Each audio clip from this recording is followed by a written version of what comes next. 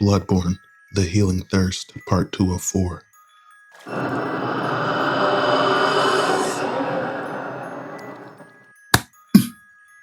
Well, you punch quite weakly even for a man of science.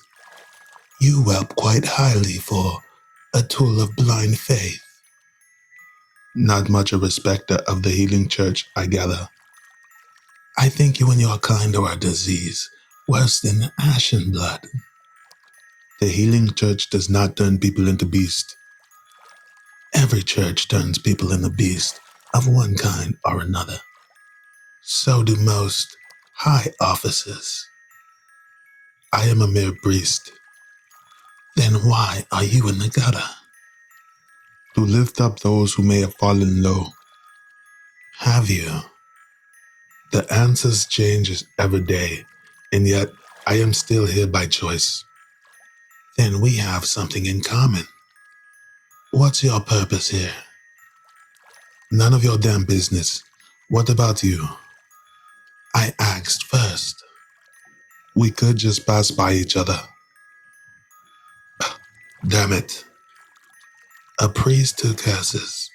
Astonishing. Spill it. You punched me first also. Am I right? I asked first. Fine. The spread of the ashen blood deeply concerns me, as it should concern everyone. And yet, little is happening. The hunters are out every night, and yet the numbers of afflicted increase at an exponential rate. What do you know of the disease, scientist? I am observing patterns. Patterns such as the disease does not follow the usual ones, and there is no telling where it began or how it spreads. It doesn't seem to be the water, since that would be more infected and more obvious patterns.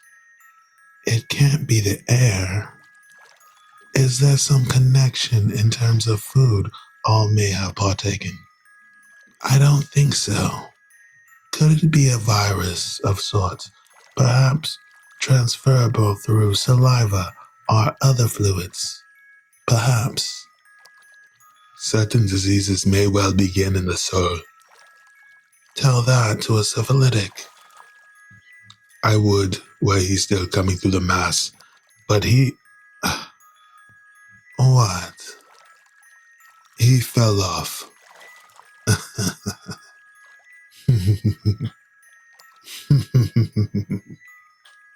Eventually, I suggested blood and sexual fluids as other possible sources of the disease. I had to be careful at first to ensure he seemed at least trustworthy enough. His reaction seemed to be that of a man that already sensed something to be amiss. And how could it not be? For what would a priest be doing in a place like a sewer unless he were already suspicious?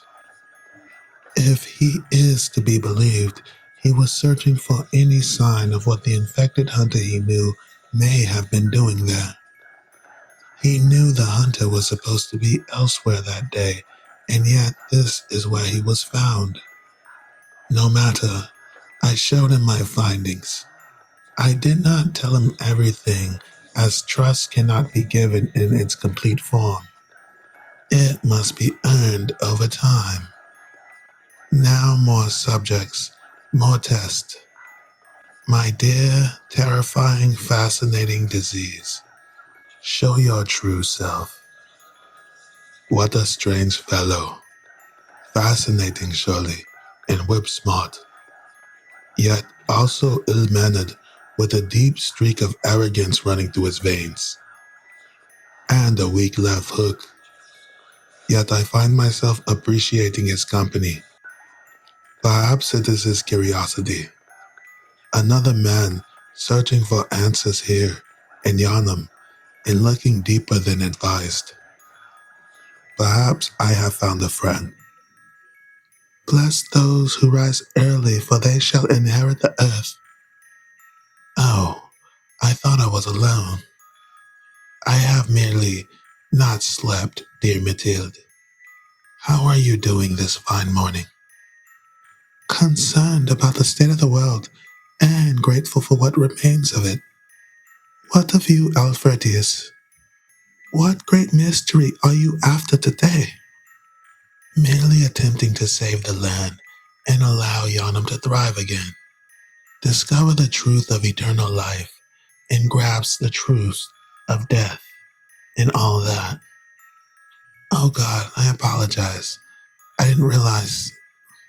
Don't hold it against yourself, dear Alfredius. He was always fond of you, and I of him.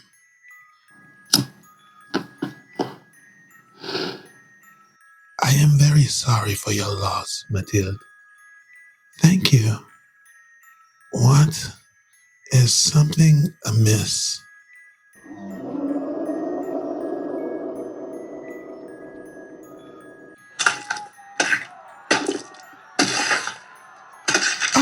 Into the house!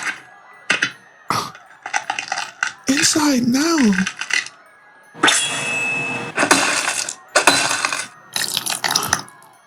All is well now, Yonamites.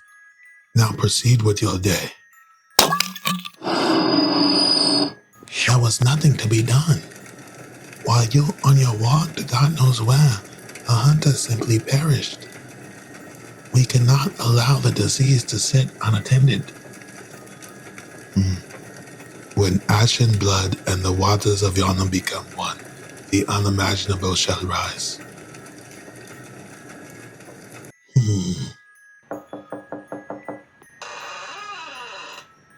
I bring a sample. Clement's gift stunned me. A sample from the hunter possessed by the beastly curse can be enough of a proof that the disease is spreading amongst the hunters of the church. And since the hunters receive their rations of food and water from their own resources, this could prove that the disease does not spread inherently through Yonam's main pathways.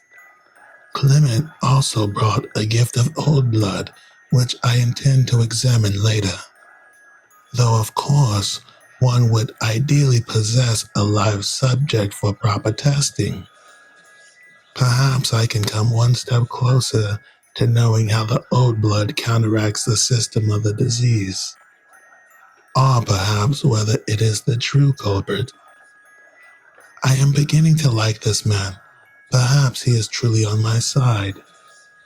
In exchange, I have shared what victims' names I could with the priest. Perhaps he can locate them in the archives of the church. See if there's a common denominator amongst them all. I require a live specimen. 1,000 voices fill my ears until the moon grows pale. But silence falls when nighttime nears. And where art thou, sweet nightingale? There are more hunters becoming ill since last week, Father Galad. The deployment of old blood seems too well. There is a small possibility that the blood menstruations may be worsening their conditions. Was that thine echo, faint and far? Nay, all is hushed in the skies above. In earth no voice, in heaven no stars. And in my heart,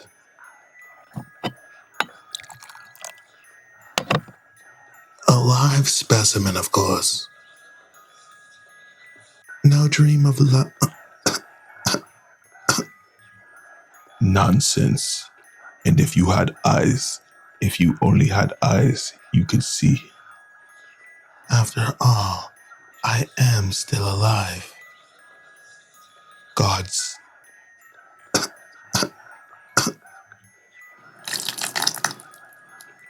There is no reason to fear the old blood. In spite of all I have done. To be continued.